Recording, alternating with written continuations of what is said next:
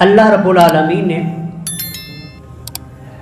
سورہ المائدہ کے پہلا ہی رکوع ہے، اس میں اللہ فرماتے ہیں الیوم اکملت لکم دینکم واتممت علیکم نعمتی ورضیت لکم الاسلام دینا، کہ اے نبی صلی اللہ علیہ وسلم آج ہم نے اپنا دین اسلام وہ آپ کے اوپر مکمل کر دیا، واتممت علیکم نعمتی، اور میں نے اپنی جو نعمت تھی یعنی کہ دین اسلام یعنی کہ قرآن، وہ میں نے اپنی نعمت وہ تم پر مکمل کر دی ہے، ورضیت لکم الاسلام دینا، اور میں دین اسلام سے میں راضی ہو گیا ہوں۔ تو دین مکمل ہو چکا ہے، دین مکمل ہو چکا آج سے 1400 سال پہلے۔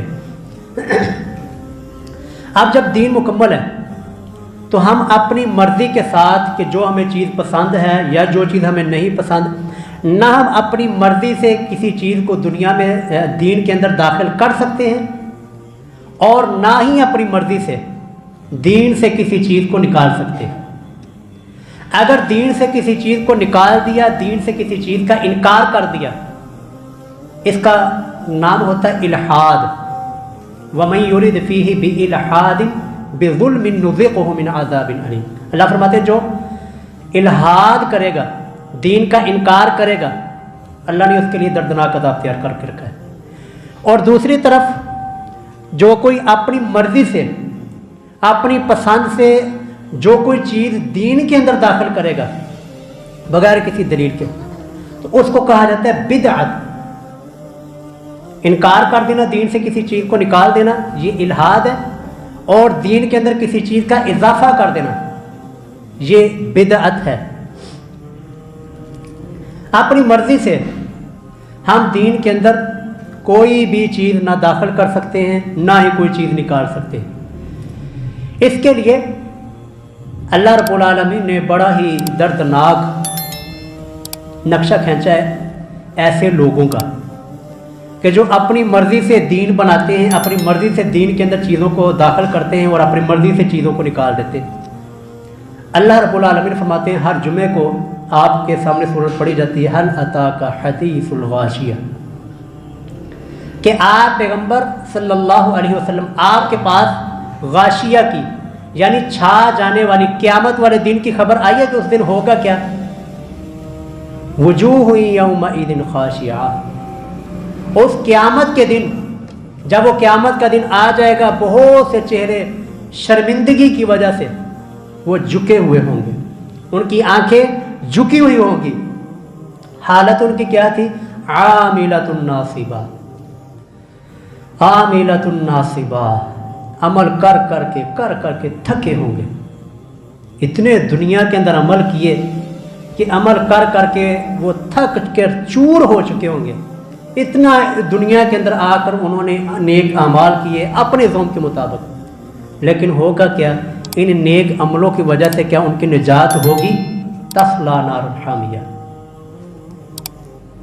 یہ تھکے ہوئے چہروں والے، یہ بڑی جدوجہد کرنے والے، یہ بڑے مجاہدے اور مشقتیں کرنے والے، یہ بڑے مراقبے کرنے والے، اللہ فرماتے ہیں تصلی نار حامیہ، یہ بھڑکتی ہوئی آگ کے اندر ان کو ڈال دیا جائے گا۔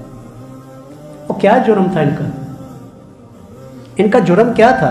حالانکہ عمل کر رہے ہیں، اللہ خود ان کے عمل کی ایک تصویر بھی آپ کے سامنے رکھ رہے ہیں، عاملۃ ناصبہ، کہ عمل ایسے ہیں کہ انسان تھک کر چور ہو جائے، تھکے ہوئے۔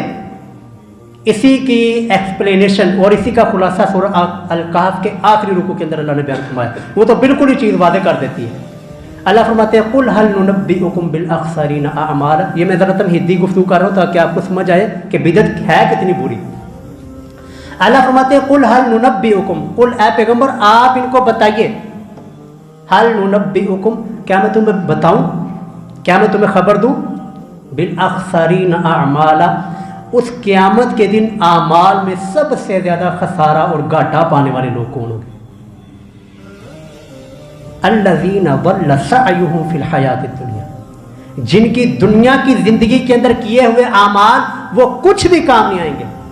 دنیا کے اندر انہوں نے بڑی محنتیں کی ہوں گی، بڑے مجاہدے اور مراقبے کیے ہوں گے، बहुत सालों से चिल्ले और साल लगाए होंगे, लेकिन वहुम यहसबून अन्नहुम युहसिनून सुन्आ, दुनिया के अंदर तो ये उन्होंने अमल किए और खुद को बड़े ही नेक भी तसव्वुर करते रहे, अपने अमाल को बड़ा अच्छा तसव्वुर करते रहे। वहुम यहसबून अन्नहुम युहसिनून सुन्आ, वो इसी ख्याल में रहे, वो इसी खुशफहमी में रहे, वो इन्हीं गुमान के अंदर रहे कि हम तो बड़ा ही अच्छा काम कर रहे।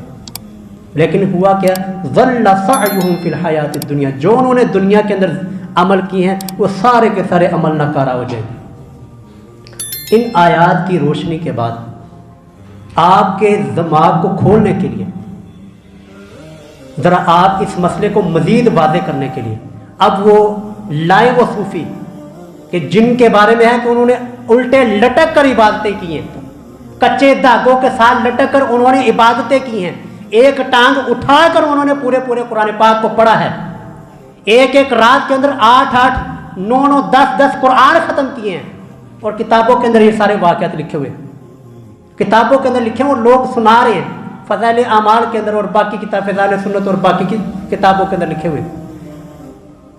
किसी बुजुर्ग ने अपने बालों का जूड़ा बनाकर ऊपर रस्सी बांधकर अपने बालों के साथ बांधकर फिर इबादतें की हैं, आमिलतुन नासिबा, इबादतें की हैं, इबादतें की हैं और थक गए हैं। उनके चेहरों से पता चल रहा है कि इबादत कर करके ये लोग थके हुए, लेकिन हाल क्या होगा, तस्ला नारन हामिया। इबादतों की अल्लाह ताला के यहाँ कोई कदर नहीं, अल्लाह ताला का कोई रिश्तेदार नहीं है कि जो अल्लाह के खिलाफ, अल्लाह के दीन के खिलाफ कोई अमल करता रहे तो अल्लाह ताला उसकी कदर करेंगे, ऐसा नहीं होगा। सही बुखारी की और सही मुस्लिम के अंदर ये हदीस मौजूद है। सही बुखारी का मैं नंबर आपके सामने अर्ज कर देता हूँ। सही बुखारी का नंबर 1150 हज़रत रसूलुल्लाह सल्लल्लाहु अलैहि वसल्लम मस्जिद के अंदर तशरीफ़ लाए तो देखा कि मस्जिद के कोने के अंदर ना एक रस्सी लटकी हुई है, और रस्सियों के साथ बुजुर्गों को इबादतें करवाने वालों जरा हदीस सुने कि एक बुजुर्ग ने कच्चे धागे के साथ उल्टे लटक कर इबादत की, किसी ने दरख्त के साथ लटक के इबादत की, किसी ने टांग उठा के इबादत की, किसी ने कुछ लुच तला। हज़रत रसूलुल्लाह आते हैं, सही बुखारी और सही मुस्लिम दोनों के अंदर यह हदीस मौजूद है। सही बुखारी का नंबर मैंने आपके सामने अर्ज कर दिया 1150। रसूलुल्लाह तशरीफ़ लाए, मस्जिद के कोने के अंदर एक रस्सी लटकी हुई है। आपने सामने फरमाया यह रस्सी लटकाने वाला कौन है, किस लिए लटकी हुई है? तो बताया गया कि यह रस्सी जो लटकी हुई है यह आपकी बेटी हज़रत ज़ैनब रज़ी अल्लाह ताला अन्हा और आपकी बेटी है। वो रात को खड़ी हो जाती हैं, यहाँ पर इबादत करती हैं और इस रस्सी के साथ अपने बालों को या अपने जिस्म को सहारा देने के लिए इस रस्सी का सहारा लेती हैं, ताकि जब मुझे नींद आए तो मैं इस रस्सी के सहारे खड़ी होकर इबादत कर सकूं। एक तरफ यह है सही बुखारी और सही मुस्लिम की हदीस, और दूसरी तरफ तमाम बुजुर्ग बाबे और ये सूफियत। तो रसूलुल्लाह सल्लल्लाहु अलैहि वसल्लम ने गुस्से के साथ फरमाया कि इस रस्सी को अभी उतारो और दीन और इबादत उस वक़्त तक करो जब तक कि तुम्हारे जिस्म के अंदर यह हशाश और बशाशियत और तुम्हारा जिस्म उस इबादत को अच्छी तरह कर भी सकता हो। लेकिन जब तुम थक जाओ, जब तुम्हारा दिल उकताने लग जाए, फिर इबादत को छोड़ दो। अल्लाह को ऐसी इबादत नहीं चाहिए जो तुम रस्सियाँ बांध कर और उल्टे लटक कर और एक पाँव उठा कर फिर इबादतें करो। अल्लाह ताला को ऐसी बातें नहीं चाहिए।